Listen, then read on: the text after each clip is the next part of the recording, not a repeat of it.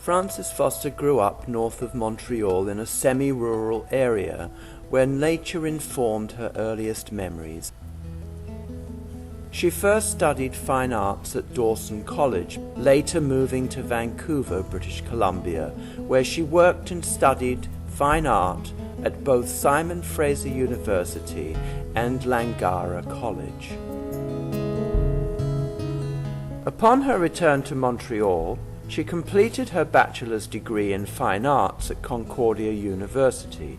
She helped run a non-profit gallery in the 90s, along with participating in numerous group and solo shows.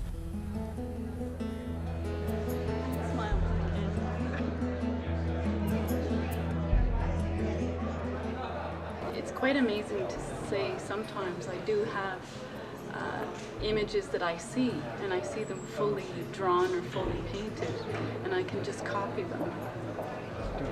And I just do it. It doesn't last very long. The light pouring through the large studio windows illuminates the quiet canvases by Frances Foster. Lonely figures emerge from a luminous realm where past and present intersect without seeing each other.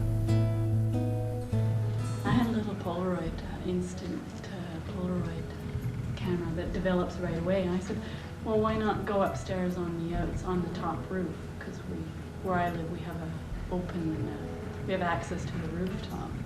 So I came back and I looked at some of the photos, and there was one of them where they were facing one another and they were almost standing off, like, well, it's my turn, or it's my turn, you know. I want to be the focal, or I want to be a dominant force here. And it only struck me a few months later, indeed, there was like this sort of turn, this cycle that was going on between the mother and the daughter, that eventually the daughter would wind up taking over and be a mother to her mother, or the daughter would indeed become a mother herself one day, and so that whole cycle would continue to repeat itself and go on. Time collapses in her paintings. It is suspended, forgotten, unimportant. It may be the thread that weaves through the works, as it weaves through all that is art. Here its roles has been displaced by something very different, yet not alien to it, by memories and what inexorably accompanies them, emotions. It is in those soft, seemingly empty spaces that the artist's soul resides and gently infuses everything she paints with a quiet yet insistent murmur. It is the hum of many voices, from time and space here and beyond, sensed, channeled, collected into works of art that speak of what it feels like to be one among many, to be a part of something grand, yet leave tiny footprints, not to disturb, not to provoke, but always, always to walk towards the light.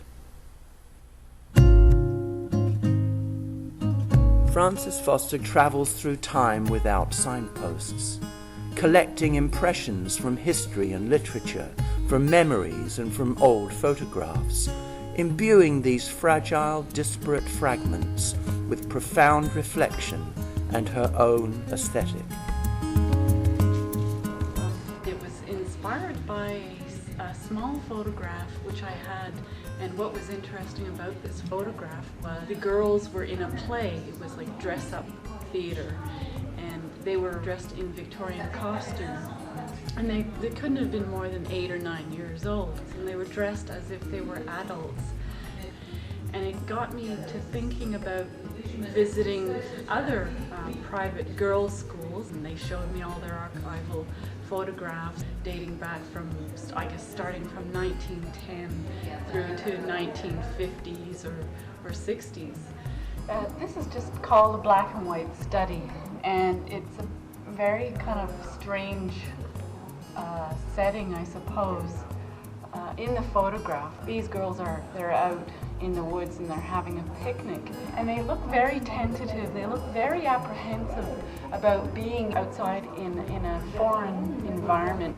Their life is spent in a very claustrophobic or enclosed, comfortable, secure surroundings. And so when they're outside of that, it really shows how they look uncomfortable. In part of the drawing, I haven't finished some of the girls. I've left them unfinished. I've even erased their faces. The whole notion of the passage of time and how memory fades, how photographs fade, how your perceptions of time change, how in some ways, yeah, you can remember your school days, but it's kind of got that fuzzy quality about it. The quiet composition, the soft palette, all combine to create a perfectly balanced work of art, both in a plastic and narrative sense. Where a table set for dinner and empty chairs speak of loss, the loss that is our shared human lot when those we love are gone forever, and that table will never be set that same way again. Frances Foster is on an endless path of creative discovery and self-discovery in the process, and it is to her great credit and talent that she has found a way to share it with the viewer. She sees art as celebration of bringing things together to create something new.